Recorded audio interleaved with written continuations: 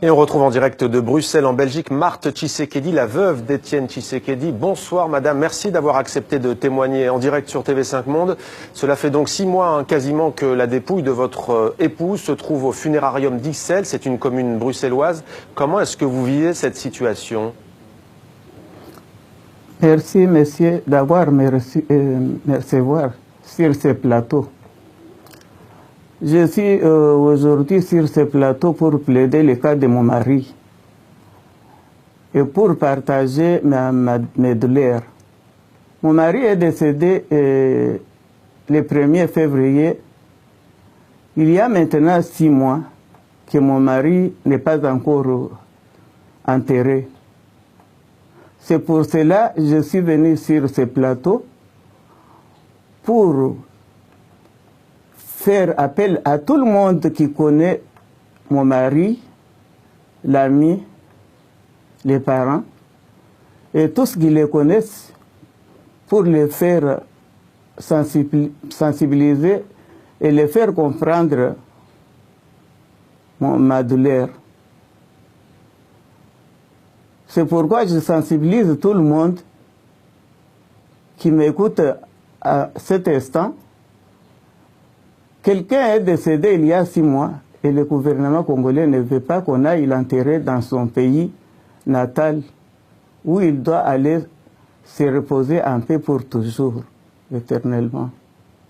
C'est pourquoi je fais aussi appel à tout le monde, à tous les présidents du monde, surtout les présidents africains et les premières dames de l'Afrique, pour savoir que dans notre coutume bantou, je n'ai jamais vu ça.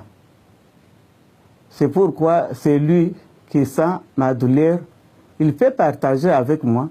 Mais moi, je voulais aller enterrer mon mari dans notre pays, à côté de ses ancêtres. C'est pourquoi je fais appel et je sensibilise tout le monde. Marthe Tshisekedi, est-ce que vous êtes en colère aujourd'hui? Et si vous êtes en colère, contre qui? Non, ce n'est pas que je suis en colère, mais il faut aussi comprendre ma douleur et mes larmes aux yeux. C'est contre le gouvernement du pays, de notre pays, contre M. Kabila, qui ne voulait pas que mon mari aille, qu'on aille enterrer mon mari au pays. Le président Kabila et le pouvoir congolais, Madame Tshisekedi, redoutent des troubles, des débordements le jour où sera rapatriée à Kinshasa la dépouille de votre époux. Qu'est-ce que vous répondez à cela?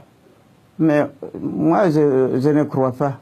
Puisque l'année dernière, nous étions descendus avec mon mari au mois de juillet, mais il y avait des millions de personnes, mais il n'y avait pas de débordement.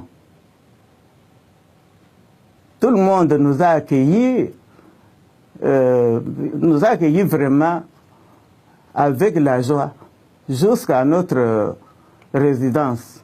Mais je ne crois pas qu'aujourd'hui ça sera débordé. Si ça sera débordé, alors ça sera de leur côté. Marthe Tshisekedi, on vient de le voir dans le sujet que nous avons diffusé, il y a eu parfois des querelles, entre guillemets, sur le lieu même de la sépulture de votre époux, de votre défunt époux.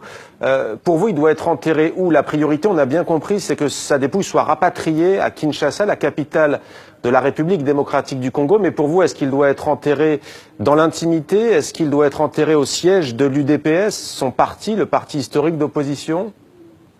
Mais tout ça, on avait suggéré, on avait demandé, mais les pouvoirs en place ne voulaient pas, mais les pouvoirs en place nous avaient proposé de faire toutes ces choses ensemble, de mettre en commun pour faire ensemble la dépouille mortelle de mon mari.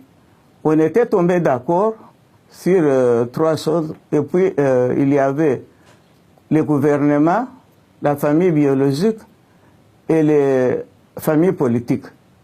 Mais la famille biologique a déjà signé, la famille politique aussi a déjà signé, mais il reste que le gouvernement, il n'a pas signé. Au moment de signer, Alors c'est le moment que vice-premier ministre de l'Intérieur a fait des voyages d'aller de gauche à droite, mais on dirait qu'il n'y a pas quelqu'un d'autre qui peut signer à sa place.